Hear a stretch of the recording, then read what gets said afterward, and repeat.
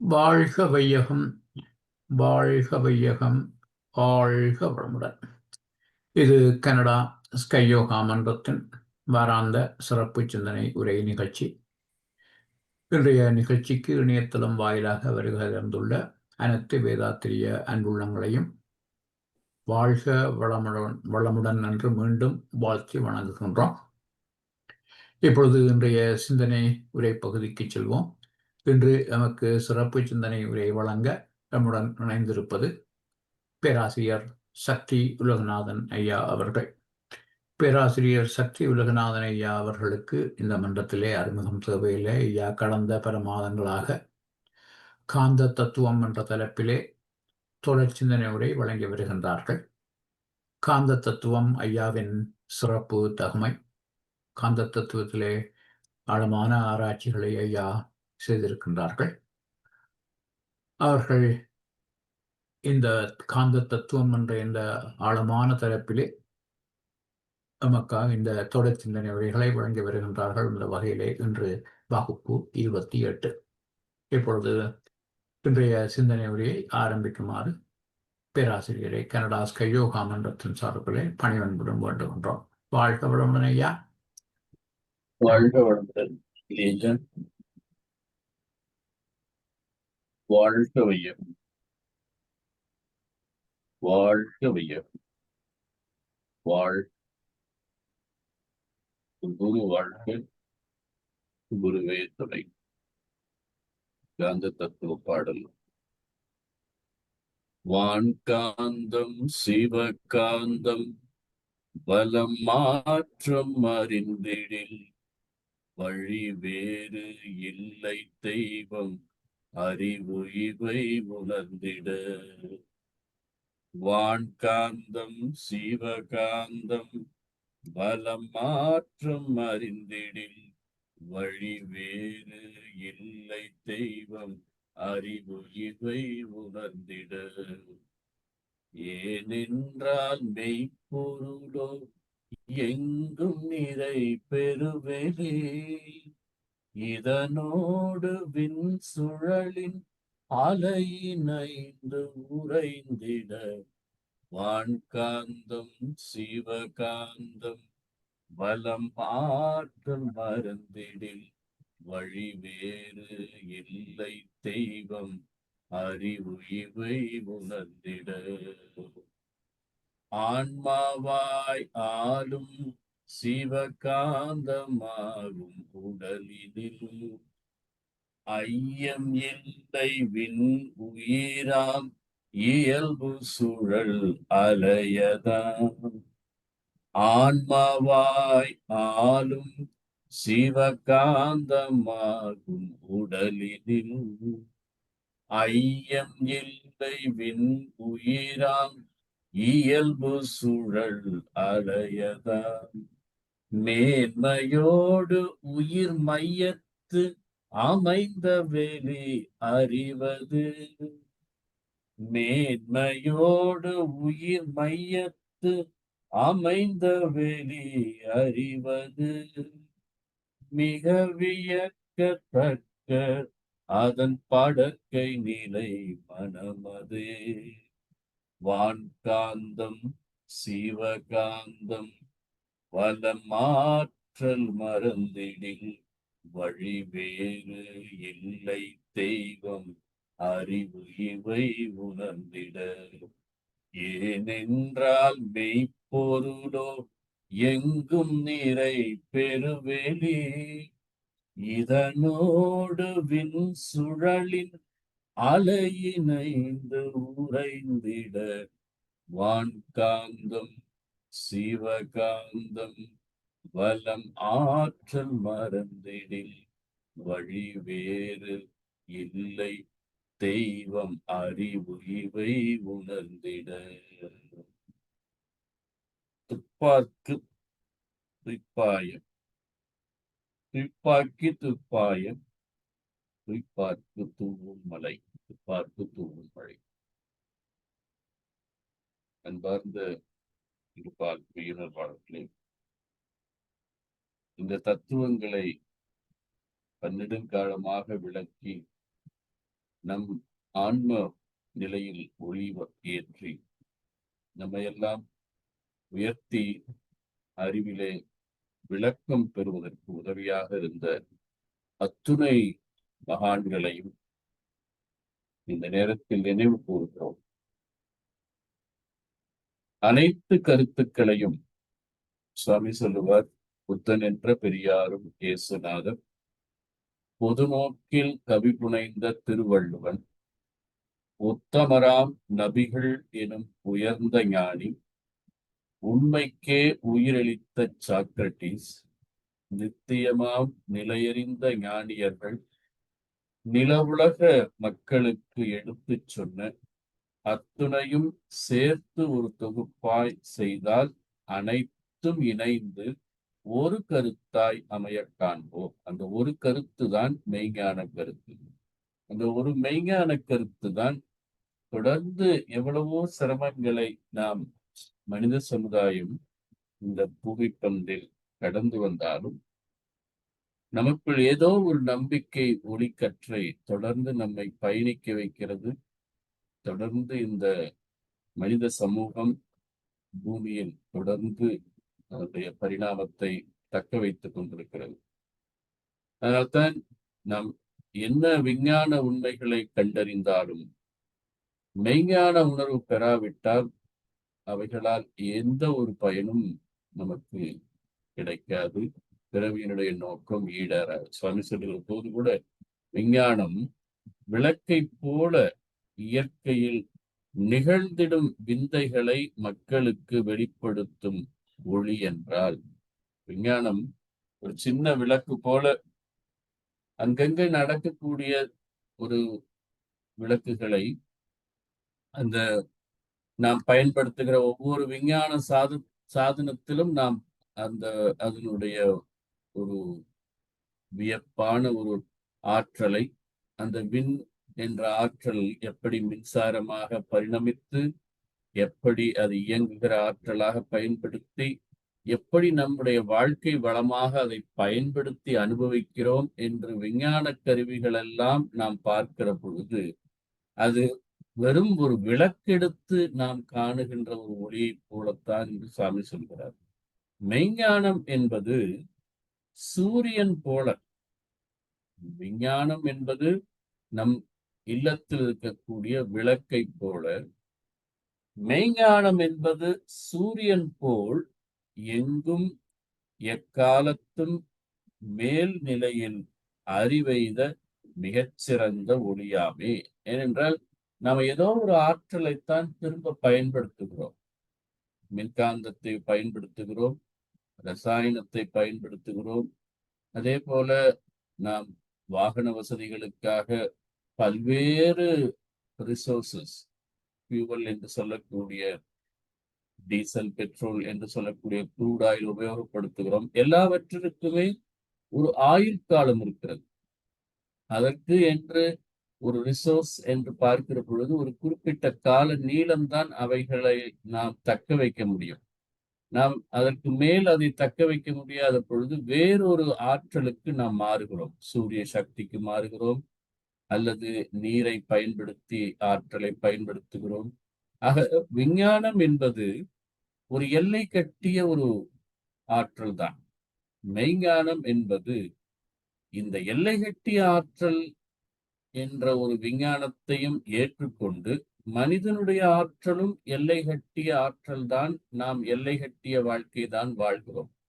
குறைந்தபட்சம் 90 ஆண்டுகள் அல்லது அதிகபட்சம் 120 ஆண்டுகள் என்று நீங்க வரையறை செய்தாலும் கூட, பிரபஞ்சத்தினுடைய ஆயுள் நீளம் என்று எடுத்து பார்த்தாலும் சரி, பூமியினுடைய ஆயுள் காலம் என்று எடுத்து பார்த்தாலும் சரி, இதிலே மனித உயிர் ஜந்து உடல் எடுத்து இது பூமியிலே அவதரித்து 2.5 மில்லியன் ஆண்டுகள் என்று கணக்கெடுத்தாலும் சரி, நாம் வாழ்கிற இந்த ஒரு 90 ஆண்டுகளோ அல்லது குறைவோ மிக மிக அற்பமான ஒரு வாழ்வில் நாம் இங்கு வருவதற்கு, வாழ்வதற்கு எவ்வளவு, எந்த அளவிற்கு நோக்கத்திற்கு ஏற்ப தேவை என்ற ஒரு மெய்ஞான அறிவுதான் நமக்கு தேவை. இவ்வளவு தூரம் காந்த தத்துவம் நாம் ஊன்றி ஆராய்ச்சியிலே ஆழ்ந்து அதை உணர்ந்து கொள்வதற்காகத்தான், உணர்வாக மாற்றுவதற்காகத்தான் இவ்வளவு தூரம் பிரயத்தனப்படுகிறோம். இவ்வளவு தூரம் நாம் இதிலே ஆழ்ந்து செல்லணும் என்ற ஆர்வத்தை நமக்கு ஊட்டிக் கொள்கிறோம். காரணம், எப்பொழுதெல்லாம் மனம் ஒடுங்குகிறதோ, எப்பொழுதெல்லாம் மனம் ஆராய்ச்சி நிலையிலே ஈடுபடுகிறதோ, அப்பொழுதெல்லாம் புலன்களை கடக்கிறது. எப்பொழுதெல்லாம் புலன்களை கடக்கிறதோ அப்பொழுதே மனம் தானாகவே பிரபஞ்ச ஆற்றலோடு தன்னை இணைத்துக் கொள்கிறது. அப்போ மனம் அதையும் சாமி சொல்றார், ஒன்றி புள்ளியாய் ஒடுங்கி நீரு அன்றி விரிந்திடில் ஆராய்ச்சியோடு இரு. அது உயிர் என்ற நிலையில ஒடுங்கினாலும் சரி, பிரபஞ்சம் என்று விரிந்தாலும் சரி, அதான் பிரபஞ்ச ஆற்றலோடு தன்னை இணைத்துக் கொண்டு தன் வந்த நோக்கத்திற்கு தன்னை நெறிப்படுத்தி கொண்டு அந்த நெறியிலே எந்த அளவு தன்னையும் தானும் வாழ்ந்து மற்றவர்களுக்கும் வாழ்வதற்கு வழிகாட்டுவதற்கு உதவியாக தன்னை மாற்றிக்கொள்ள முடியும். அதனால்தான் இந்த தத்துவம், நாம் காந்த தத்துவம் என்று சொல்லக்கூடிய பிரம்ம ஞானம், நாம் இந்த உலக உயிர்கள் அமைதியோடு வாழ சுவாமி சொல்லுகிற போது கூட அது மெய்ஞானம் என்ற உண்மையை உலக உயிர்கள் அமைதியோடு வாழ்வதற்காகத்தான் இந்த பிரம்ம ஞானம் என்ற தத்துவத்தை நான் கொடுத்திருக்கின்றேன். ஆக நாம் ஏதோ இதை வைத்துக்கொண்டு இதற்கு மேலே சில அதிசயங்களை நிகழ்த்தப் போகிறோமா என்று கேட்டால் தேவையும் இல்லை. எவ்வளவோ சிரமங்கள் பட்டிருக்கிறார்கள் விஞ்ஞானத்திலே கண்டுபிடிப்பதற்கு முன்னால், மின்சாரம் கண்டுபிடிப்பதற்கு முன்னால். இப்ப எல்லா தேவைகளும் நிறைவுக்கு வந்து விட்டது. எல்லா தேவைகளும் நிறைவுக்கு வந்துவிட்ட பிறகு இன்னும் பொருள் உற்பத்தியில இன்னும் பெருக்க வேண்டும், பொருள் உற்பத்தியை அதிகப்படுத்த வேண்டும் என்று சொன்னால் மனதிற்கு நிறைவு என்பது வராது. மனதிற்கு நிறைவுதான் விஞ்ஞானம் அடுத்த கட்டத்தில் தன்னை அறிவதற்காக திரும்ப வேண்டும். அதனால்தான் சுவாமி சொல்றார், அறிவில் சிறந்த விஞ்ஞானி அறிவின் வேகம் நுட்பமதை உருவிற் சிறந்த நீயார் என்று ஒன்றை அறிய திருப்பிக் கொள். இதுவரைக்கும் வெளியே பார்த்து வெளியில் இருக்கிற பொருள்களை ஆராய்ச்சி செய்து, வெளியில் இருக்கிற பொருள்களினுடைய ஆற்றலை ஆராய்ச்சி செய்து அதை எப்படி பெருக்கலாம், எப்படி வாழ்க்கைக்கு பயன்படுத்தலாம், எப்படி தன்னுடைய சுயநலத்திற்கு, தன் மக்களுக்கு, தன் நாட்டிற்கு பயன்படுத்தலாம் என்று இருந்தோம். இனி நாம் உருவிற் சிறந்த நீயார் என்ற ஒன்றை எறிய திருப்பிக்கொள். நாம் யார் என்ற நான் உடலா, உயிரா, அறிவா என்ற ஒன்றை எறிய திருப்பிக்கொள். நெறியிற் சிறந்த நிலையறிவாய், நிமிடம் தன்னில் உடையறிவாய், விரிவிற் சிறந்த விஞ்ஞானம் வெகு வேகத்தில் முடிவடையும். அப்போ விஞ்ஞானம் முடிவடையும்னா என்ன ஆராய்ச்சியில சாமி சொல்லுகிறார், இனி பொருள் பெருக்கம், அனுபவ பொருட்களினுடைய பெருக்கம் பெருகிக்கொண்டே போகிற பொழுது நீங்கள் பார்க்கலாம், இப்பொழுது நகர வாழ்க்கை என்பது அதிகரித்துக் கொண்டே போகிறது. அப்போ கடைகள், பொருள்கள், தேவைகள், அது உணவாக இருக்கட்டும், உடையாக இருக்கட்டும், இருப்பிடமாக இருக்கட்டும், தேவைக்கு அதிகமாகத்தான் பெருக்குகிறோம். தேவைக்கு அதிகமேல் பெருக்குவதனால் அதை ஈடுகட்டுவதற்கு வியாபாரத்தில் ஒருவருக்கு ஒருவர் போட்டி. ஒரு வியாபாரத்திலே போட்டி என்றால் அது இரு நாடுகளுக்கு இடையே போட்டி. இப்போ நாடுகளுக்கு இடையே போட்டி, இப்போ அமெரிக்க நாட்டுல பார்க்கிறோம், அவர்கள் அதிகமாக வரி விதிப்பது, இன்னொரு நாட்டை அதை அதிலே இருந்து அவர்களிடத்திலிருந்து பொருள் பறிப்பது, இதெல்லாம் மறைமுகமாக பார்த்தால் அரசியல், விஞ்ஞானம், இந்த வியாபார தந்திரம் இவைகள் என்று பார்க்கிற பொழுது இந்த மெய்ஞான அறிவு இல்லாது விஞ்ஞானம் ஒரு முடிவுக்கு வராது. ஏறத்தாழ நான் இன்றைக்கு உங்களுக்கு அந்த வீடியோ எடுத்துக்கொண்டு வரவில்லை, ஐன்ஸ்டைனுடைய கடைசி இன்டர்வியூ என்று ஒன்று இருக்கிறது, நான் நண்பர்களுக்கும் பகிர்ந்திருக்கிறேன். அது அவர்கள் விளக்குகிற பொழுது பல உண்மைகளை அதில் சொல்லிவிட்டு சென்றிருக்கிறார்கள். அந்த உண்மைகள் எல்லாம் இந்த ஒளியை அந்த நிருபரிடத்திலே சொல்லுகிறார், இது நீங்கள் பாதுகாத்து இந்த உலகத்திற்கு வழங்க வேண்டும். அப்படி வழங்குகிற பொழுது மனிதன் ஜாதி, பேத, இன, நாடு என்ற வேறுபாடுகளை எல்லாம் கடந்து மனித குலம் ஒன்றே குலம் ஒருவனே தேவன் என்ற ஒரு எண்ணத்திற்கும் ஒத்தும் உதவியும் வாழ்ந்து உயிருக்கு ஆன்ம லாபத்திற்கு தன்னை உயர்த்தி கொள்வதற்கும் இந்த காந்த தத்துவம் உதவியாக இருக்கும் என்ற ஒரு நம்பிக்கைத்தான் இதை நாம் ஆழ்ந்து ஆராய்ச்சி செய்கிறோம். ஆழ்ந்து அதிலே நாம் நம்முடைய உணர்வுகளை உயர்த்தி கொள்கிறோம். இப்ப நாம் பரமாய சக்தியுள் பஞ்சமாபூதம் தரம் மாறி தோன்றும் பிறப்பு, இதுதான் அவ்வை குறள். இந்த 5 பௌதீகங்கள் என்றுதான் இந்த பிரபஞ்சத்திலே நாம் பல பரிணாமங்களை கடந்து வந்திருக்கிறோம். இந்த 5 பரிணாமங்களை கடந்து ஒவ்வொரு பௌதீகமும், பௌதீகம் என்று சொன்னால் இயற்பியல் மாற்றங்கள், physical transformation, physical transformation, physical elements என்று சொன்னால் ஒவ்வொன்று பௌதீகத்திலும் ஒரு தன்மாற்ற நிகழ்வுகளுக்கு ஏற்ப அவைகளை எல்லாம் ஒரு பிசிக்கல் எலிமெண்ட் பௌதம் என்று சொல்லுகிறோம். இப்போ கடந்த வகுப்பிலே நாம் நெருப்பினுடைய பரிணாமத்திலிருந்து நீரினுடைய பௌதீக மாற்றத்தை பல்வேறு கோணங்களிலே சிந்தித்தோம். இப்படி நீர் என்பது நெருப்பினுடைய ஒரு எல்லையிலே நாம் இந்த காந்த சக்தியினுடைய ஆற்றலிலே அவை குளிர்ந்து செயல்படுகிற பொழுதுதான், இணைந்து செயல்படுகிற பொழுதுதான் நெருப்பிலிருந்து நீர் என்ற தன்மை நாம் பெறுகிறோம். அதிலே பார்த்தால் இது ஒன்று அந்த வெப்பத்தை அழுத்த காற்று, அந்த அழுத்த காற்று குளிர்ந்து வெளிப்படுகிற பொழுதுதான் நீர் என்று சொல்லக்கூடிய பௌதீகமாக மாறுகிறது. நீர் என்று சொல்லுவதை விட நீர்ம பொருள் என்று சொல்லலாம். ஒரு நிமிடம், கேட்கலை என்று சொல்றாங்க.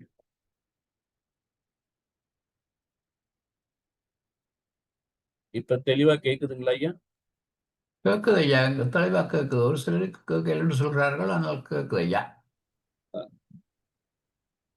அதாவது நீர் என்று நாம் இங்கு சிந்திப்பதெல்லாம், பௌதீகத்தோடு இணைத்து பேசுவதெல்லாம் நாம் வழக்கத்தில் இருக்கின்ற நீர் மட்டும் அல்ல, அதுவும் ஒரு பகுதிதான். நீர்ம பொருள் என்றுதான் சொல்லுகிறோம். அதை இன்னும் தெளிவாக சொன்னால் ரசம், ரசம் என்பதுதான் சரியான ஒரு பொருளாக இருக்க வேண்டும். ஏன்னா நீர்ம பொருள் என்று சொன்னால் எல்லா விதமான பல்வேறு தனிமங்களும் அதற்குரிய ரசாயன மாற்றங்களும் வேதியியல் பொருள்களும் கலந்து பல்வேறு பரிமாணங்களாக பல்வேறு ரசாயனங்களாக இயங்குகிறது. அப்போ நீர்ப்பொருள் என்று எடுத்துக்கொண்டால் நாம் ஏதோ கடல் நீரையோ அல்லது நாம் வேறு பல திரவங்களை மட்டுமல்ல, எதுவெல்லாம் திரவ நிலையில இருக்கிறதோ, எதுவெல்லாம் அது பாய்ம பொருளாக பரவக்கூடிய ஒரு பொருளாக இருக்கிறதோ அதுவெல்லாம் நீர்ம பொருள்.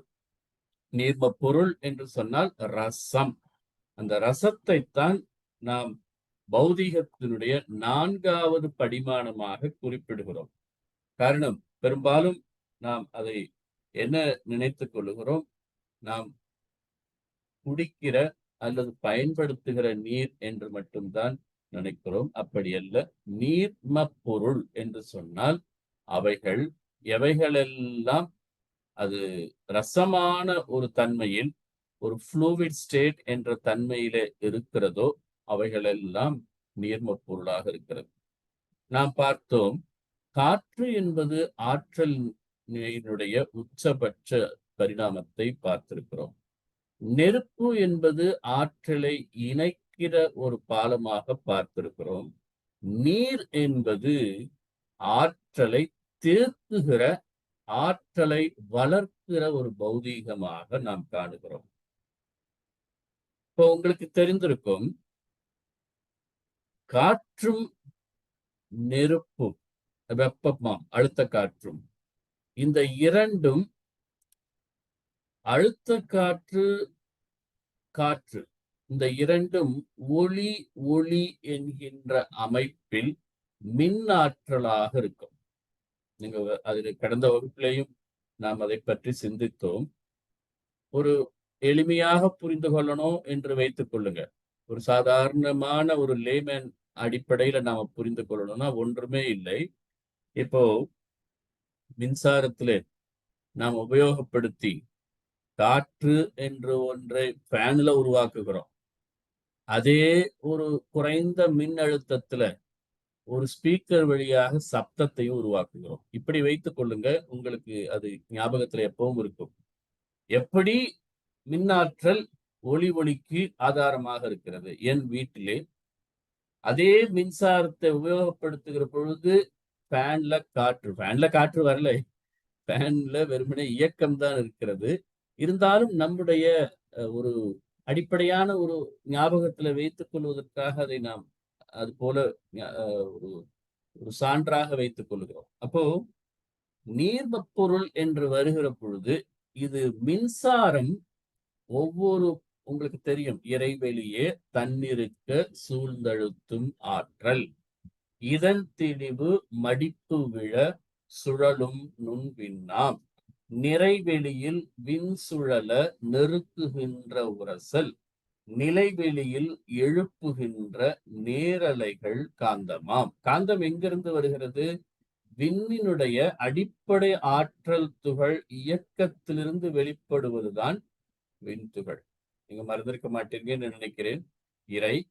இறையிலிருந்து வருகிற டஸ்ட் பார்ட்டிகல் என்று சொல்லக்கூடிய அடிப்படையாக துகள்கள், இறை துகள்கள். அந்த இறை துகள்களினுடைய இயக்கம் அது இணைகிற பொழுது அதனுடைய அழுத்த நிலையிலே உருவாகிற விண் என்று சொல்லக்கூடிய அடிப்படை ஆகாச ஆற்றல்கள். இப்போ ஒவ்வொரு இறைத்துகளிலிருந்தும் அந்த அழுத்தத்தை வெளிவருகிற பொழுது குறைந்த அழுத்தத்திலே வெளிப்படுகிற ஆற்றல் எல்லாம் வெளியிலே மறுபடியும் இணைகிற பொழுது காந்தமாக இணைகிறது. நிறைவெளியில் விண் சுழல நெருக்குகின்ற உரசல், நிலைவெளியில் எழுப்புகின்ற நேரலைகள் காந்தமாம். அந்த இறைத்துகள் நிலைவெளினா எங்க? ஸ்பேஸ். அந்த நிலைவெளியில் மீண்டும் எழுப்புகின்ற, தள்ளுகிறது. ஏனென்றால் அடிப்படையில வைத்துக் கொள்ளுங்கள், இறைவெளி இறைவெளி இறைவெளி என்று சொன்னால் ஈர்ப்பு ஆற்றல் தான் இறைவெளி, கிராவிட்டி தான் இறைவெளி, தன்னிருக்க ஆற்றல் தான் இறைவெளி. தன்னிருக்கம் என்றாலே கிராவிட்டி, செல்ஃப் கம்ப்ரெஷன், ஈர்ப்பு ஆற்றல். இத எந்த இடத்துல மடிப்பு விழுந்ததோ, எந்த இடத்துல நொறுங்கியதோ, அந்த நொறுங்கியதிலே விழுகிற துகள்கள், இறை துகள்கள் மீண்டும் அழுத்த வேறுபாட்டிலே வெளியிலே நிலைவெளியில் எழுப்புகின்ற நேரலைகள் காந்தமாம். அதுல இது இந்த புறம் தள்ளுகிறது இருக்கும் ஆற்றல், இதுல இருந்து மடிப்பு இயக்கத்திலே வருகிற இறைத்துகள் அதை அந்த புறம் தள்ளுகிறது. அப்ப இது என்னவாகிறது? நீங்க காந்தம்னு ஒரு பரிணாமத்தை தான் கொடுக்கிறோம். காந்தம்னு ஒரு தனி ஆற்றல் இல்லை, இறைத்துகளே காந்த ஆற்றலாக காணுகிறோம். நீங்க தனியாக காந்தம்னு ஒரு ஆற்றல் வெளியில புதிதான பரிணாமமாக நினைக்க வேண்டாம். இறைத்துகளே அழுத்த விகிதாச்சாரத்தில் நிலைவெளியில் எழுப்புகின்ற நேரலைகள் காந்தமாம். அப்ப இத போய் இந்த அழுத்தம் தன்னிருக்கத்தை அந்த புறம் தள்ளுகிறது. நான் சொல்றது உங்க கணக்குக்கு ஒரு எல்லையில ஒரு 2 துகளை மட்டும் தான் நினைக்கிறோம். நம்ம இது பில்லியன் கணக்கான கோடிக்கணக்கான துகள்கள் அது விரிகிறது, பிரபஞ்சத்துல மலர்கிறது. அதுல நாம கணக்குக்கு அப்பாற்பட்டு இயங்குகிறது. நம்முடைய புலனறிவுக்கு, கொஞ்சம் நம்முடைய பகுத்தறிவுக்கு, நம்முடைய எல்லை கட்டிய அறிவுக்கு விளங்கி கொள்வதற்காக இந்த காந்தத்தை சொல்கிறோம். இப்ப காந்தத்தினுடைய ஆற்றல் எவ்வளவு இருக்கும்? நம்ம கடந்த வகுப்புலயே பார்த்தோம், 99% மேலாக வெளியிருக்கிறது. 1% கீழாகத்தான் நம்ம பிரபஞ்சம் என்று சொல்லக்கூடிய நீங்க காணக்கூடிய இயக்க மண்டலமும் இருக்கிறது. இந்த இயக்க மண்டலத்துல நீங்க 1% இருந்து எத்தனை விண் அணுக்கள் வந்திருக்கும், அதுல எவ்வளவு காந்த சக்தி வந்திருக்கும், அது எந்த அளவுக்கு மலர்ச்சி இருந்திருக்கும். நிலைவெளியில் எழுப்புகின்ற நேரலைகள் காந்தமாம். மறைபொருளாம் காந்தம் தன் மாத்திரைகள் ஐவகை மலைக்காதீர் விண்கூட்டம் மாபூதம் ஐந்துமாம். இப்ப இந்த விண்கூட்டம் காந்தத்தோடு இணைந்துதான் அடுத்தடுத்த பரிணாமங்களில் உருவெடுக்கிறது. அப்போ இந்த காந்த சக்தி எங்க வந்தது? வெளியில கரைகிற பொழுது வந்தது. அந்த வெளியில கரைந்த பொழுது அடிப்படை துகள் என்ற ஆற்றல் துகள் கட்டமைப்புல தான் முதல்ல விண் உருவானது. அதன் பிறகு காற்று என்ற பௌதீகம் வந்தது. அதன் பிறகு அழுத்த காற்று என்ற பௌதீகம் வந்தது. இதுல இருந்து இந்த நிலைவெளியில் எழுப்புகின்ற நேரலைகள், இந்த காற்று, அழுத்த காற்று, இதுல இருந்து வெளிப்பட்ட இறைத்துகள்கள், அழுத்தம் குறைந்த இறைத்துகள்கள் நிலைவெளியில் எழுப்புகின்ற மறுபடியும் சுற்றிலும் இருக்கக்கூடிய வெளியில கரைகிற பொழுது ஒளியாக கரைகிறது. அப்போ அடிப்படை விண்துகள் என்று சொல்லக்கூடிய ஆகாஷ் பார்ட்டிகள், அதுல அடிப்படையாக அழுத்தம் மட்டும் இருக்கிறது. அதன் பிறகு காற்று என்ற பௌதீகமும் சரி, அழுத்த காற்று என்ற பௌதீகமும் சரி, அவைகள் மீண்டும் நிலைவெளியில் சுற்றிலும் இருக்கக்கூடிய வெளியிலே கரைகிற பொழுது, உங்களுக்கு மகரிஷி ஏற்கனவே சொல்லி விளக்கி இருக்கிறது கேட்டிருப்பீர்கள். நாம் பார்க்கிற காந்த வெளி ஒன்று, வெட்ட வெளி என்று சொல்லுகிற சுத்த வெளியினுடைய அழுத்த நிலை வேறு. இப்போ நீங்க அந்த கிரேடியன்ட் என்பதை புரிந்து கொள்ளுங்க.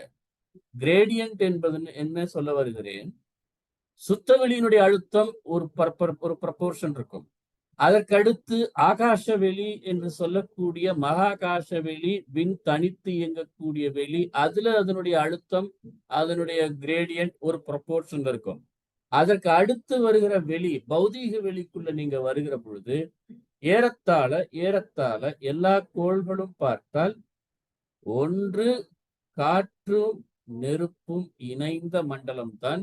சூரியன் உட்பட நம்முடைய குடும்பங்கள் சூரிய குடும்பம் என்று எடுத்து பார்த்தால், மோஸ்ட் ஆஃப் த பிளானட் என்று எடுத்து பார்த்தால், இது காற்றும் நெருப்பும் இணைந்த கோள்களாகத்தான் இருக்கிறது.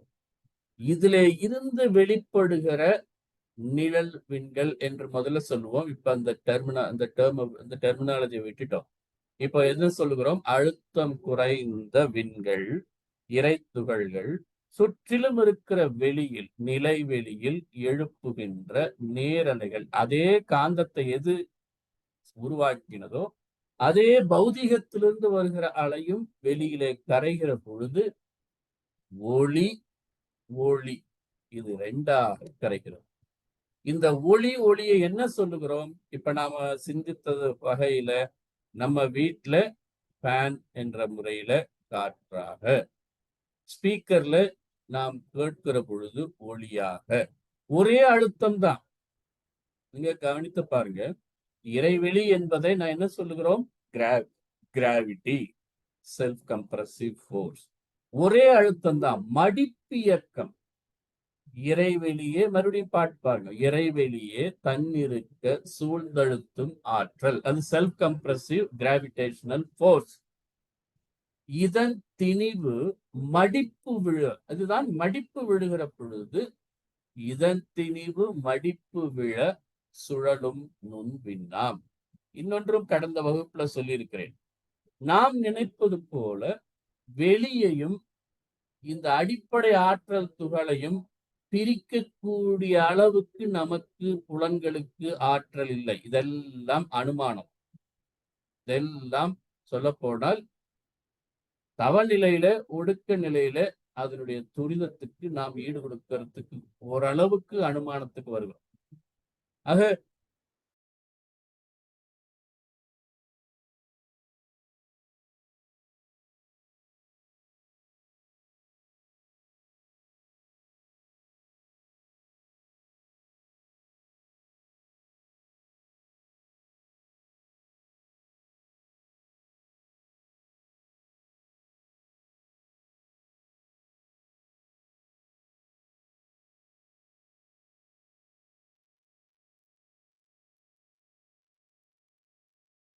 சத்தம் வரவில்லையே ஐயா.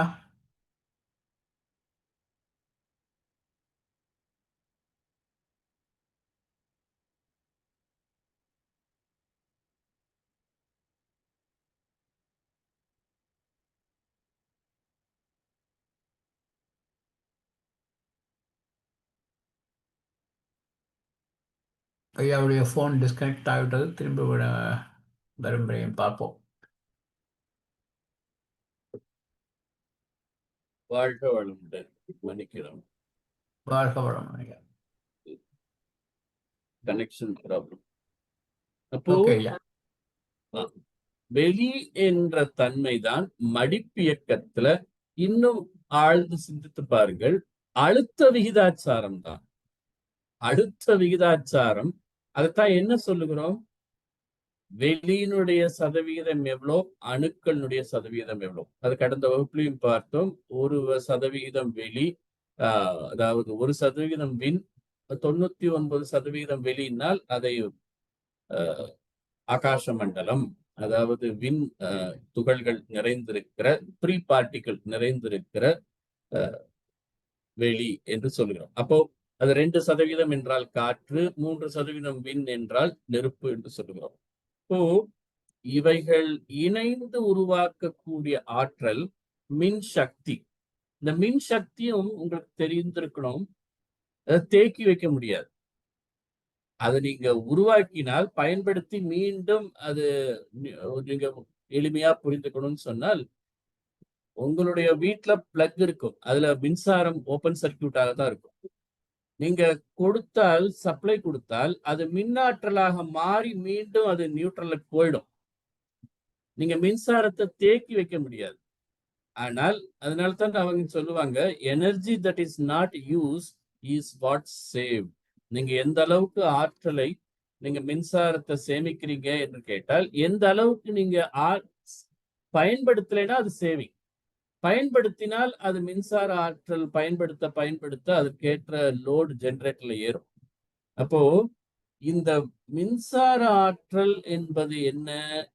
தேக்கி வைக்க முடியாத ஆற்றல். இப்போ உங்களுக்கு ஓரளவு புரியும் நினைக்கிறேன். நான் சொல்ல வந்தது, காற்று மண்டலத்திலும் அல்லது அழுத்த காற்று மண்டலத்திலும், நீங்க நெருப்பு என்று எடுக்கிறதுல நான் சொல்ல விரும்பல. ஏன்னு கேட்டால், நெருப்புன்னா உடனடியா நீங்க அந்த தீ அதுக்கு போயிடுறீங்க. நெருப்பு என்றால் நெருப்பு அல்ல, வெப்பம், அழுத்த காற்று, ஹீட்.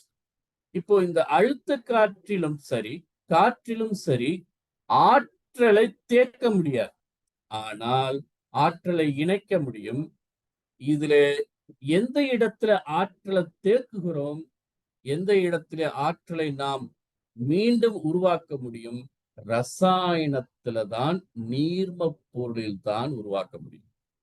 இப்ப மறுபடியும் இன்னொரு உதாரணம். பேட்டரியில என்ன பண்றோம்? நம்ம ரசாயனத்தை தான் உபயோகப்படுத்துறோம். அதுலதான் நீங்க சார்ஜ் பண்ற பொழுது என்ன ஆகிறது? இந்த காந்த ஆற்றலை மின் ஆற்றலாக மாற்றி நீங்க அந்த ரசாயனத்துல அது ஹோல்டு பண்ணுது. அது எப்பொழுதும் தேக்கி வைத்திருக்கிறது. நீங்க பேட்டரியை கொண்டு வந்து ஒரு விளக்கிலோ ஒரு இதுலயோ கொடுத்தால் என்ன ஆகிறது? இப்ப ரசாயன ஆற்றல், நீர்ம பொருள்ல தேங்கி இருந்த ஆற்றல் என்ன ஆற்றலாக மாறியது? மின் ஆற்றலாக மாறியது. இப்போ உங்களுக்கு ஓரளவுக்கு இதுல விளக்கம் வந்திருக்கணும். அப்போ எப்படி மின்சார ஆற்றலை அழுத்த காற்றிலும் தேக்கி வைக்க முடியாதோ ஒளியாக, ஆனால் ரசாயனம் என்று வருகிற ரசத்தினுடைய ஆற்றல் வருகிற பொழுது, உங்களுக்கு புரிந்து கொள்ளணும்னா ஒரு பேட்டரி வச்சுக்கோங்க. நீங்க பேட்டரி கடையில வாங்கிட்டு வந்து அது சார்ஜ் பண்ணி நீங்க ஒரு மோட்டரை ஓட்டலாம், கார் ஓட்டலாம், விளக்கெரிக்கலாம். அப்ப என்ன அர்த்தம்? தேக்கி வைக்கிறது. இந்த தேக்கி வைக்கிற ஆற்றல் தான் உயிர்களினுடைய பரிணாமத்திற்கு அடித்தளமாக இருக்கிறது. இந்த உண்மையை வைத்துத்தான் வள்ளுவன் சொல்லுகிறான், நீரின்றி அமையாது உலகம். எங்க உங்களுக்கு ஆற்றல் தேக்கம் இருக்கிறதோ உயிர்கள் அங்கதான் நிலைக்கும். உயிர்கள் அங்கதான் வாழ முடியும். உயிர்கள் அங்கதான் ஜனிக்க முடியும். உயிர்கள் அங்குதான் பரிணாமத்தை தொடும். எங்க தேக்க முடியலையோ அங்க நிலைப்புத்தன்மை போயிடும், கரைஞ்சிடும், நிற்காது. அதுலதான் நீருக்கு என்று வருகிற பொழுது பெரியவர்கள் அதை மங்கள குறியீடாக கொண்டு வந்தார்கள். நெருப்பை விட, நெருப்பையும் பார்த்தோம், தன்னையும் தூய்மைப்படுத்தும் வேதத்துல வருகிறது, தன்னை சார்ந்த பொருளையும் தூய்மைப்படுத்தும் என்று வருகிறது.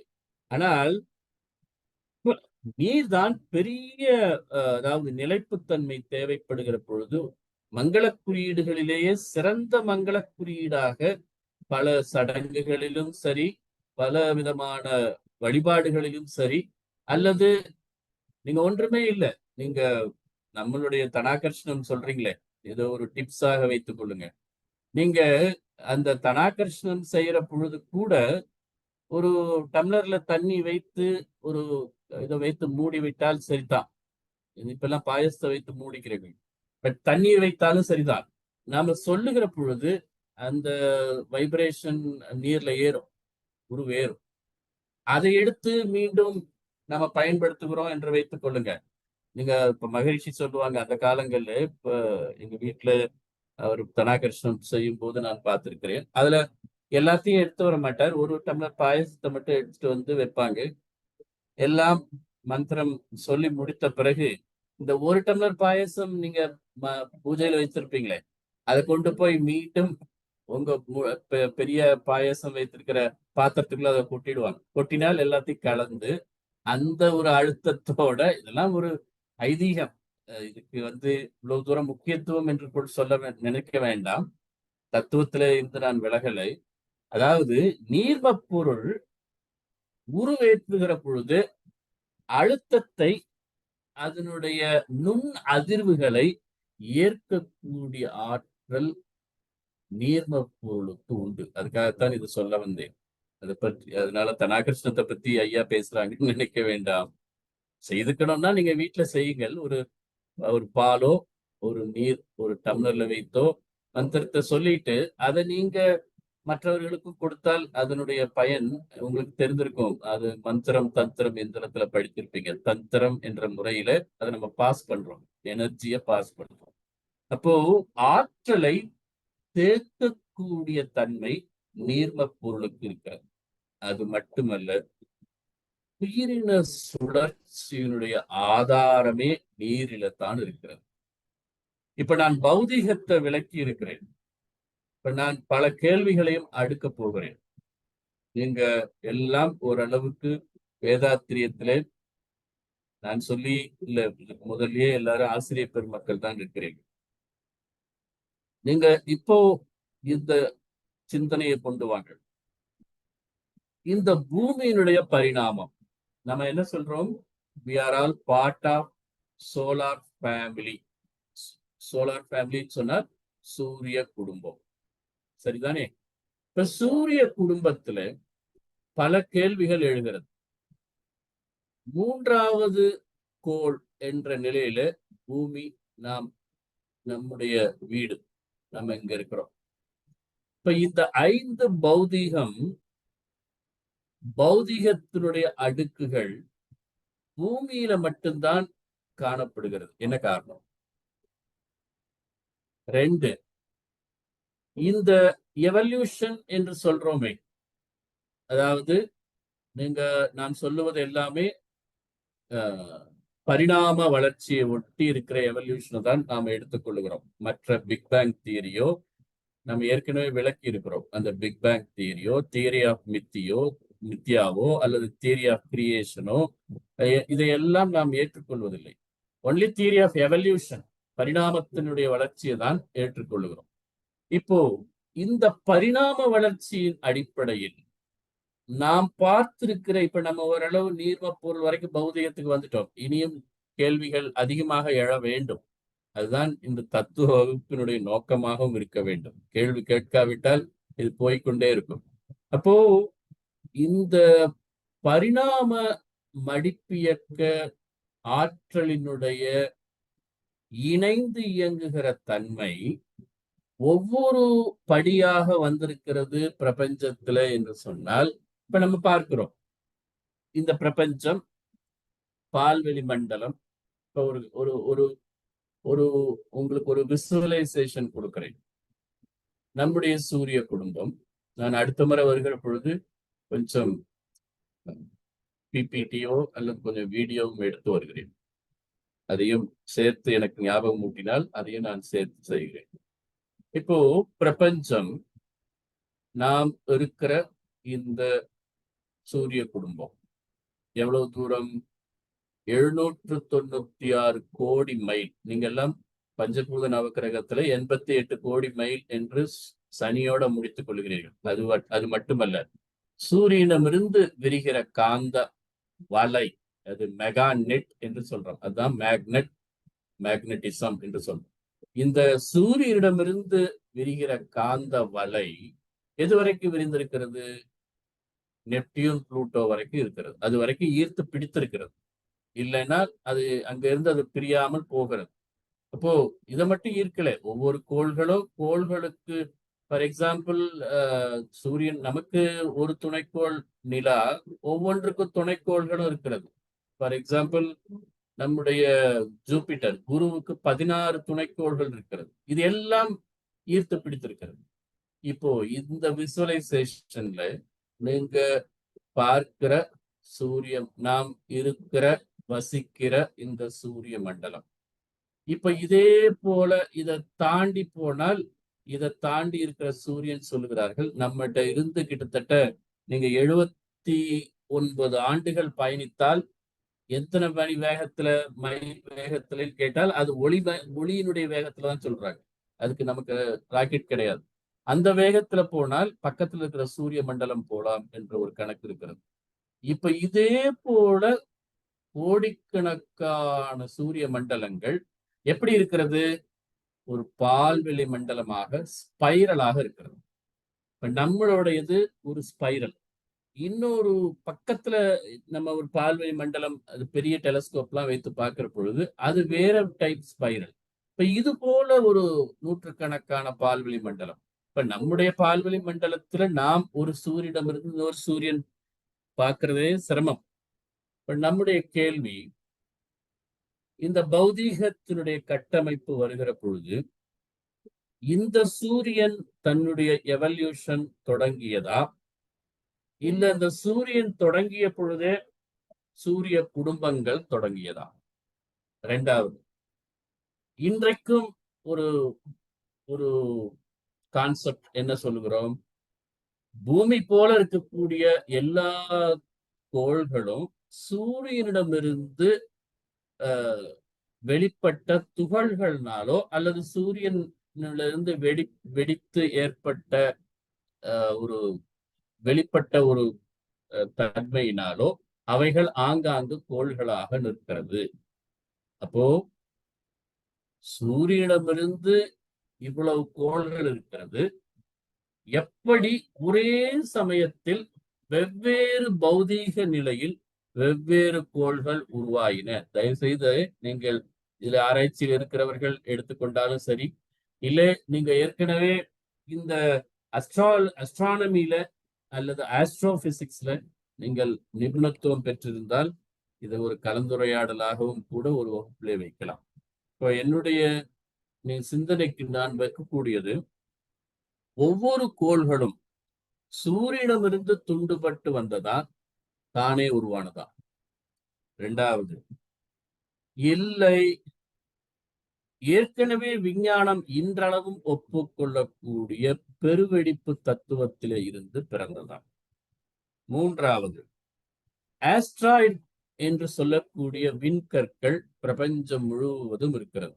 சொல்லப்போனால் நம்முடைய சூரிய குடும்பத்திலேயே இந்த மூணாவது பிளானட் நீங்க எலிப்டிக்கல் ரூட்டை தாண்டினாலே அந்த விண்கற்களினுடைய ஆர்பிட்டல் இருக்கிறது. ஒவ்வொரு கோள்களுக்கு இடையிலேயும் விண்கற்கள் இருக்கிறது. அப்ப விண்கற்களினுடைய கூட்டமைப்பினால் ஒவ்வொரு கோள்களும் உருவாயினவா? ரொம்ப அடிப்படையான கேள்வி.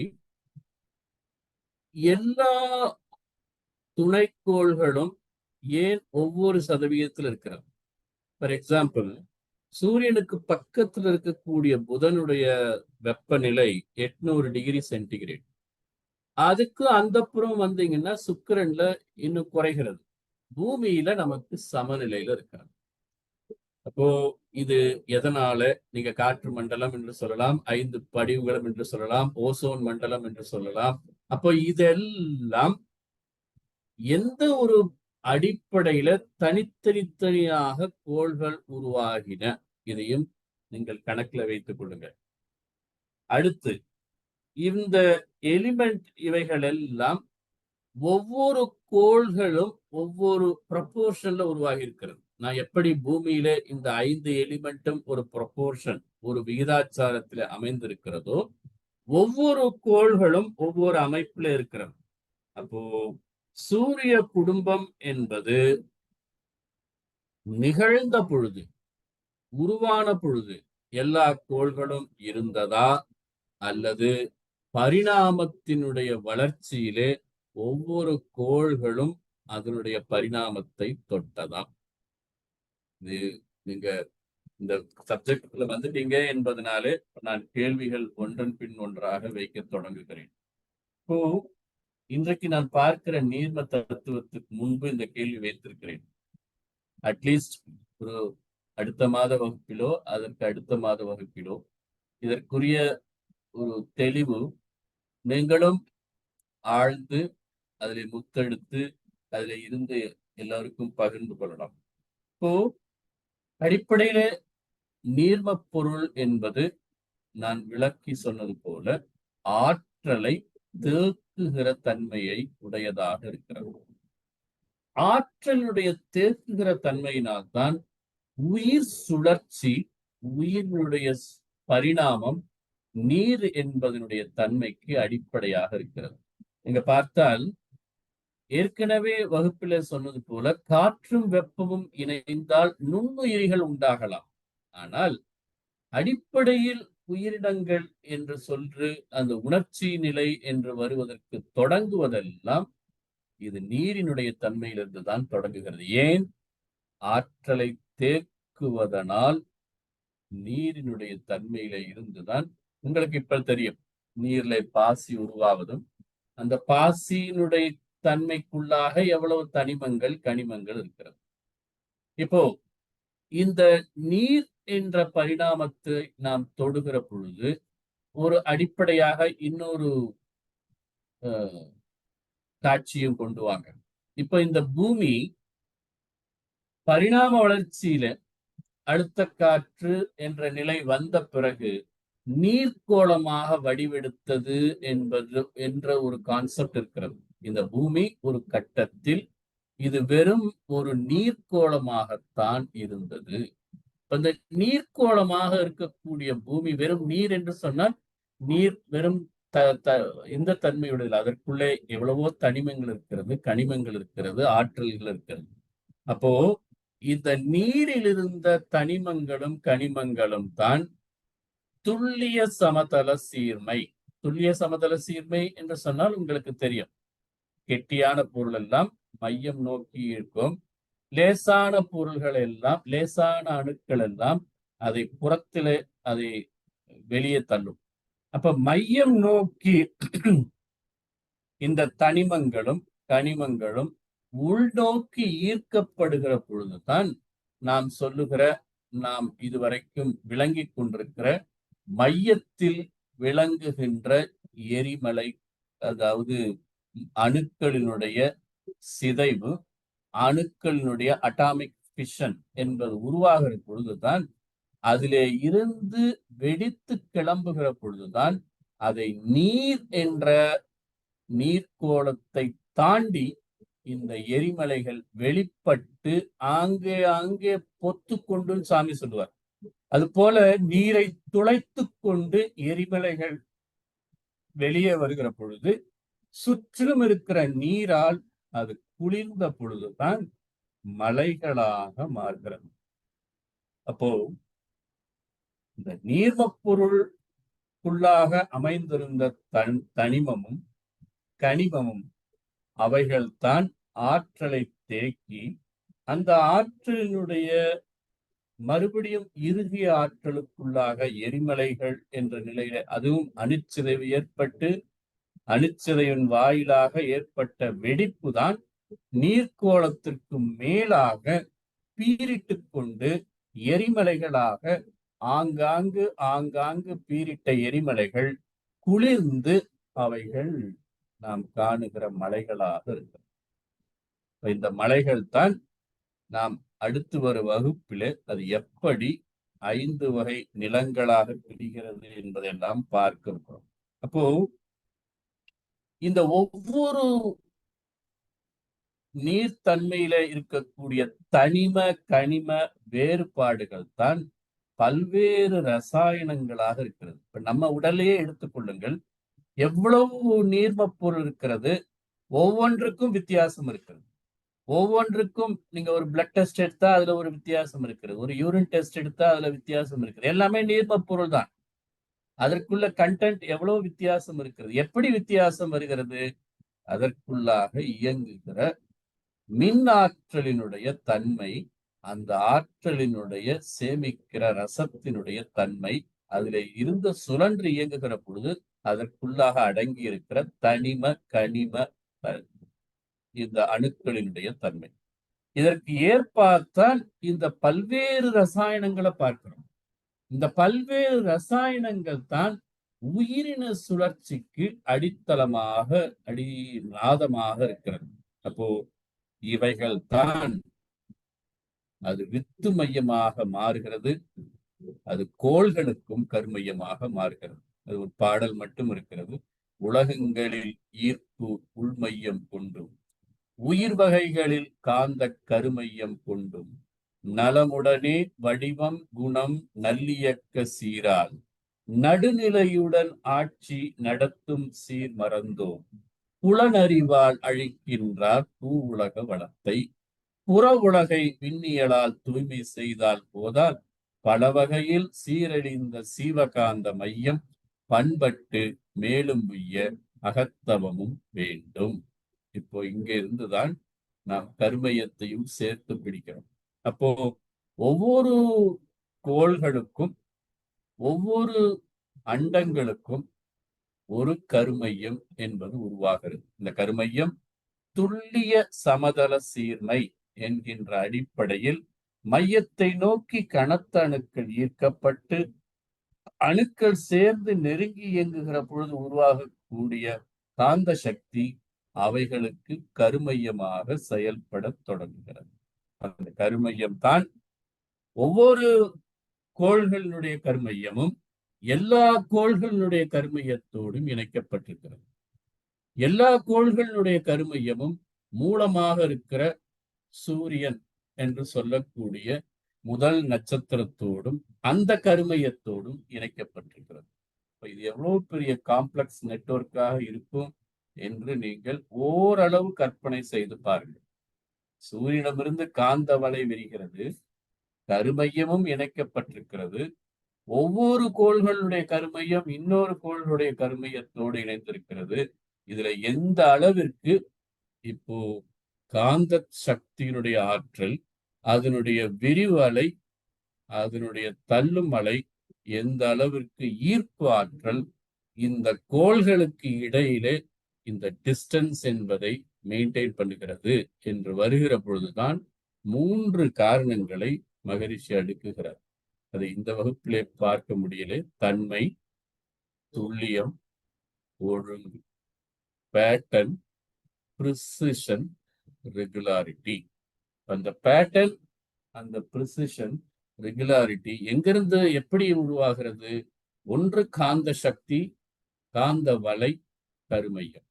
இது கோள்களுக்கு இடையிலே நிகழ்கிற பொழுது ஒவ்வொன்றுக்கு இடையிலேயும் அதற்குரிய தொலைவு வைத்து அதற்குரிய டிஸ்டன்ஸ் வைத்து இயக்குகிறது. இப்போ பூமிக்கே மீண்டும் நீர்ம பொருளுக்கே வருகிறோம். அந்த நீர்ம பொருள் என்று வருகிற பொழுதுதான் ஆற்றலை தேக்குகிறது என்ற நிலையிலே அதை முக்கியமான ஒரு விஷயம் கருணையினுடைய அடிப்படையாக நம்முடைய சமூகம் பார்த்தது. அதனால்தான் நான் ஏற்கனவே சொன்னது போல கடவுள் வாழ்த்து என்ற அதிகாரத்திற்கு அடுத்தபடியாக தெய்வப்புலவன் வைத்த அதிகாரம் வான் கருணை. வான்கருணை என்று சொன்னால் மழைதான். நாம் பார்க்கிற அதுலதான் உங்களுக்கு H2O என்பது ரொம்ப பியூரஸ்ட் H2O கிடைக்கும். அதனால்தான் வீடுகள்ல கூட இந்த மழை தண்ணிய தனியாக எடுத்து சேகரித்து வைத்து அதை குடித்தால் உங்களுக்கு சில பேருக்கு அலர்ஜி இருக்கும், பட் சில நோய்கள் தீரும். அல்லது சில உணவை கூட அதுல சமைத்தால் நேரடியாக குடிக்க முடியலன்னா அதை உணவாக பக்குவப்படுத்தி சாப்பிட்டால் அதுல உடலில் இருக்கக்கூடிய ஆற்றல் உயர்ந்து நோய் எதிர்ப்பு சக்தி கூடும். இப்போ வானின்று உலகம் வழங்கி வருதலால் அது என்னவாக பயன்படுகிறது? நான் சொன்ன குறள் அதுலதான் சொல்லுகிறார் அது திருவள்ளுவர். அதுல மினரல்ஸ், அதுல எலிமெண்ட்ஸ், அதுல மெட்டல்ஸ் எல்லாம் இருக்கிறது. இது நமக்கு மேலும் நமக்கு தேவையான புரதத்தையோ கொழுப்பையோ கார்போஹைட்ரேட்டையோ கொடுக்க முடியல என்கிற பொழுது அதுவே நீங்க பாருங்க, அதுக்குள்ள இருந்து பாசிகள் உருவாகிறது, அதற்கு இருந்து தாவரங்கள் வருகிறது, அவற்றில இருந்து பல்வேறு பரிணாமம் வருகிறது. அப்போ அவர் சொல்ற துப்பார்க்கு துப்பாய துப்பாக்கி துப்பாய உணவு என்று, அதாவது குடிப்பதற்கு அது நீராகவும் பயன்படுகிறது. அதே சமயத்திலே அதிலே இருந்து வெளிப்பட்ட பரிணாமத்தில் பெறப்பட்ட தனிம கனிமங்களின் அடிப்படையில் பெறப்பட்ட உணவு தானியங்களாக மனிதனை வாழ வைக்கின்ற துய்ப்பார்க்கு தூவும் மழை. அதுதான் தான் தனியாக நின்று தாகத்தையும் தீர்க்கிறது, உணவையும் உருவாக்குகின்ற ஒரு பொருளாக மாறுகிறது. இப்போ என்ன அர்த்தம்? ஆற்றலை தேக்குவது மட்டுமல்ல, பல விஷயங்களை அடுக்கி இருக்கிறேன். ஆற்றலை தேக்குவது மட்டுமல்ல, ஆற்றலினை பரிணாமத்தையும் உருவாக்குகிறது, ஆற்றலூடாக உயிரின சுழற்சியும் உருவாக்குகிறது. அந்த உயிரின சுழற்சியில் உயிரினுடைய தேவைகளை உயிரினுடைய வளர்ச்சிக்கும் நீர்மப்பொருள் அடிப்படையாக இருக்கிறது. இதை விளங்கிக் கொண்டாலே ஏன் வள்ளுவம் வான் கருணை என்று சொல்லுகிறார் என்று தெரியும்.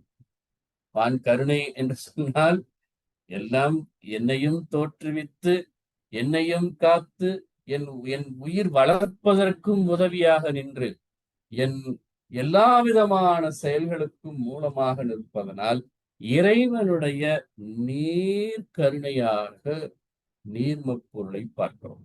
இப்ப நீர்மப்பொருள் என்கின்ற நிலையிலே தான் அது இவ்வளவு அடிப்படை ஆற்றலை தேக்கு இருக்கிற, அடிப்படை ஆற்றலை வழங்குகிற, உயிரினங்களை எல்லாம் வாழ்விக்கின்ற உய்விக்கின்ற பொருளாக இருக்கிறது என்பதனால்தான் அது நீர்ம பொருள். உயிரின வாழ்க்கைக்கு அடிப்படை என்று உணர்ந்தவர்கள் தான் நீரின்றி அமையாது உலகம்.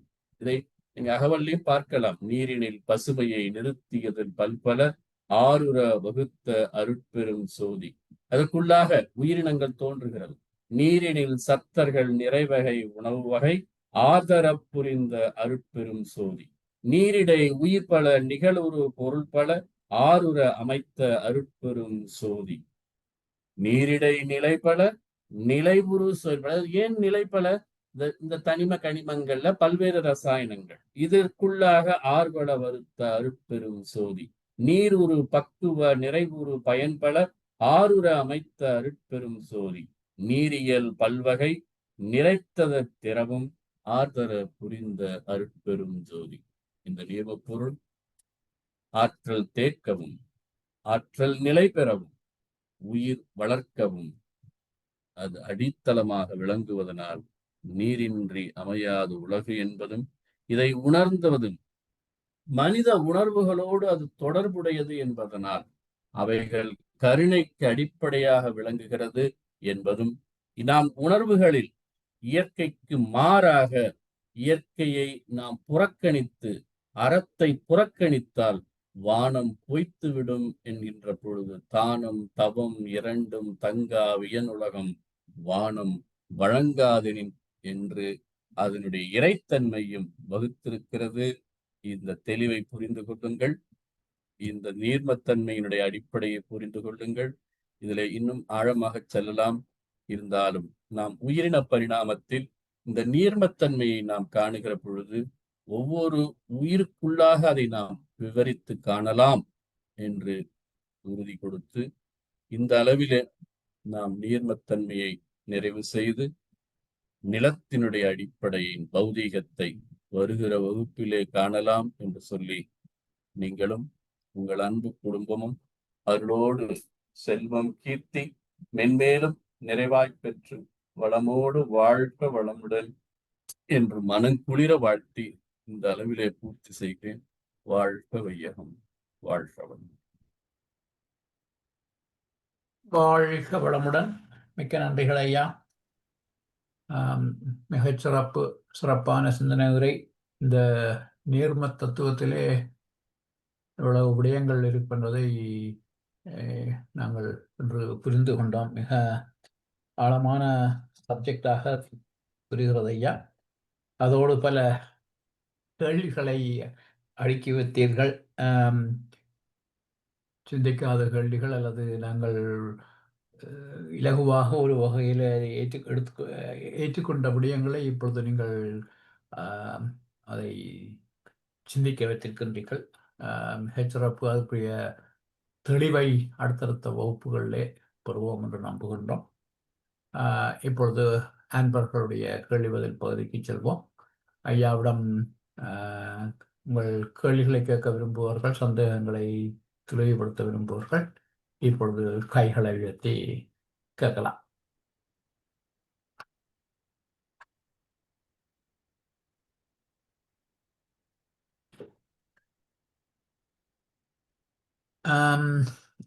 ஐயா, நான் ஆரம்பித்து வைக்கிறேன். இது அடுத்தடுத்த வகுப்புகளை வருமோ தெரியாது. அப்ப நீர்மைத்தன்மை சக்தியை தேக்கி வைக்கின்ற ஆற்றல் செயற்பாட்டை புரிகின்றது. அழுத்த காத்திலோ அல்லது காற்றில் அந்த தன்மை இல்லை என்று இந்த தன்மை வேறுபாடுகள் உடைய வித்தியாசம் எவ்வாறு அல்லது அதனுடைய பங்கு என்னையா இந்த உயிர்கள் அல்லது பூமியுடைய தோற்றம், இயக்கங்கள் அல்லது உயிர் இயக்கங்களுக்கு அதனுடைய பங்குகள், அது கிட்டத்தட்ட ஒரு வகையில ஒரு டிசைன் பண்ணி உருவாக்கிய மாதிரியான ஒரு தன்மை ஒன்று தெரிகிறது ஐயா.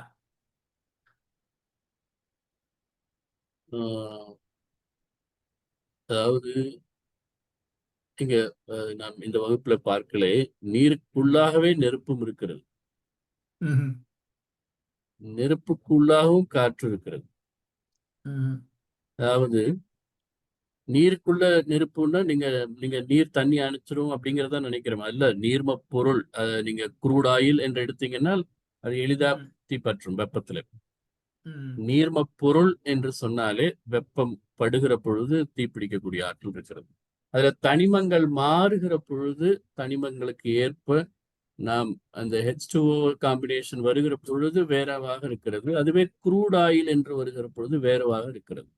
இப்போ ரசம் என்று வருகிற பொழுது ஒவ்வொரு தனிமங்கள் அவற்றினுடைய மூலக்கூறுகள் அவைகளினுடைய அமைப்பை ஒட்டி வெவ்வேறு நீர்ம பொருள்கள் இருக்கிறது.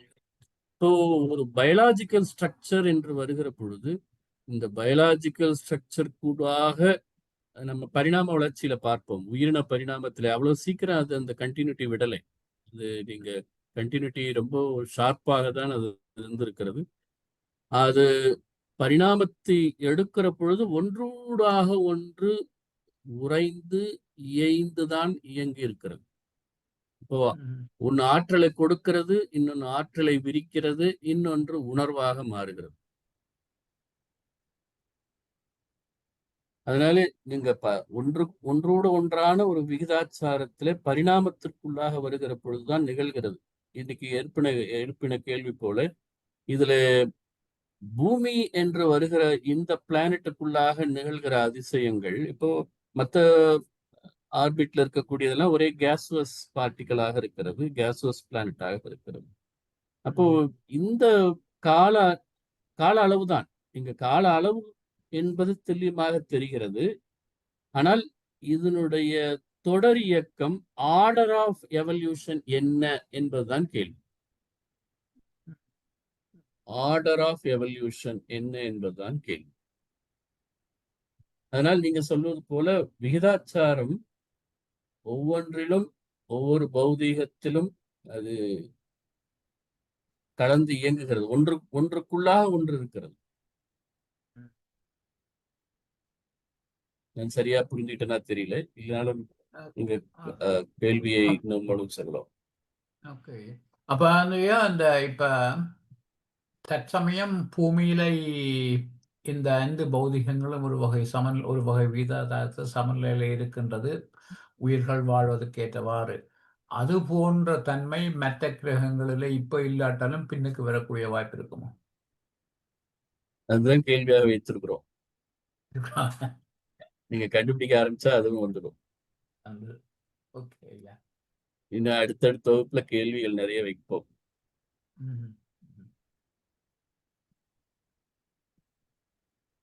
ஓரளவுக்கு இவ்வளவு தூரம் நீங்க பௌதீகத்துல கடந்து வந்துட்டீங்க. இனி ஆராய்ச்சி செய்ய வேண்டியது தானே. அதுதான் வேதாத்திரியம் எதிர்பார்க்கிறது. நிச்சயமா ஐயா. வேறு கேள்விகள் அன்பர்கள் வராயா? வாழ்க வளமுடன். நீண்ட நாட்கள் கழித்து சக்தி ஐயாவின் உரையினை நேரடியாக வாய்ப்பு இன்றைக்கு கிட்டியது. எப்பொழுதும் அவர் தந்தையை நினைவுபடுத்துகின்றார்.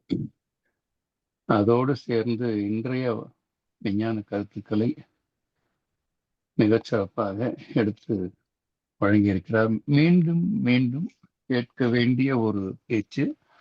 ஒரு தடவை கேட்டு விட்டால் போதாது. வேதாத்திரியம் போன்றுதான் இதுவும். வேதாத்திரியத்தின் ஒரு பகுதி தானே காந்த தத்துவம். அந்த வேதாத்திரிய கருத்துக்கள், வள்ளுவம், விஞ்ஞானம் அனைத்தையும் இணைத்து சுவையாக எடுத்து வைத்தார் ஐயா. இந்த ஒரு கேள்வி ஏற்கனவே மகரிஷியிடம் கேட்கப்பட்டது. வேற்று கிரகங்களில் உயிர் வாழ்க்கைக்கு வாய்ப்புகள் அவர் இல்லை என்றே ஒரு தடவை சொல்லி இருக்கிறார். இந்த மாதிரி ஒரு சூழ்நிலை வேறு எந்த கிரகத்திலும் எனக்கு தெரிந்து இல்லை. அதனால் உயிர் வாழ்க்கை இருப்பதற்கு மிக மிக வாய்ப்புகள் குறைவு என்றுதான் மகரிஷி அவர்கள் குறிப்பிட்டிருக்கின்றார். மிக சுவையான கருத்துகள், சிந்திக்க வேண்டிய கருத்துகள், மீண்டும் கேட்டு உணர வேண்டிய கருத்துகள். வாழ்க வளமுடன் ஐயா. நன்றி. வாழ்க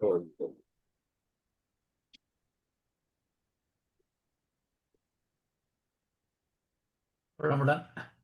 நான் இந்த கொஸ்டின்ஸ் எல்லாம் உங்களுக்கு அனுப்பி வைக்கிறேன் ஐயா. நீங்களும் குரூப்ல போடுங்க. அதனுடைய மைய இலை ஆர்டர் ஆஃப் எவல்யூஷன், அதுதான் தேவை. Okay, order of evolution. அடுத்த வகுப்புல நீங்கள் அந்த பிபிடி வீடியோ போட்டு நான் எடுத்துக்கொண்டு வருகிறேன். ஓகே ஐயா. நன்றி. நன்றி. நிழல் செய்யும் முன்பே ஐயா ஒரு கேள்வி உங்கள்கிட்ட. இந்த ஆழமான இந்த தத்துவங்கள் எல்லாம் ஏதாவது நூல்களிலே உண்டா ஐயா, அல்லது இது முழுக்க முழுக்க உங்களுடைய ஆய்வு சிந்தனைகளா ஐயா?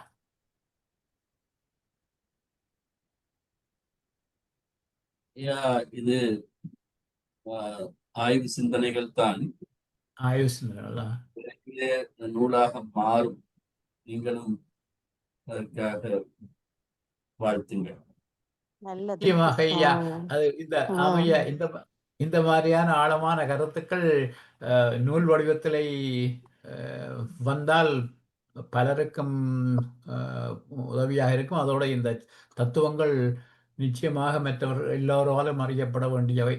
அந்த முயற்சி நிச்சயமாக நீங்கள் அந்த முயற்சி எடுக்க நாம் எங்களால் முடிந்த எல்லா விதமான வாழ்த்துக்களையும் உதவிகளையும் செய்வோம் ஐயா. வாழ்க வளமுடன். மிகச்சிறப்பு ஐயா.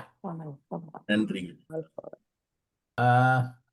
ஒரு கேள்விகளிலேயே நான் நினைக்கிறேன் நண்பர்கள் இந்த சிந்தனை இதை திரும்ப திரும்ப கேட்டு தான் புரிந்து கொள்ள வேண்டும். ஆழமான கருத்துக்கள்.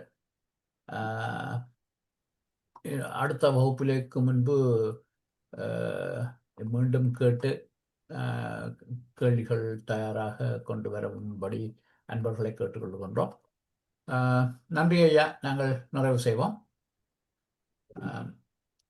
இதுவரை நேரமும் காந்த தத்துவம் வகுப்பு 28 இந்த சிறப்பான இந்த சிந்தனையுரை நமக்கு வழங்கிய பேராசிரியர் சக்தி உலகநாதன் ஐயாவுக்கு நாம் நன்றி தெரிவிப்பதோடு ஐயாவுக்கு ஒரு வாழ்த்து தெரிவிப்போம். பேராசிரியர் சக்தி உலகநாதன் ஐயா அவரது உடல் நலம், மனவளம், பொருளாதார வளம், அவர்தம் அன்பு குடும்பம், அவரது வேதாத்திரிய தொண்டு வளமுடன்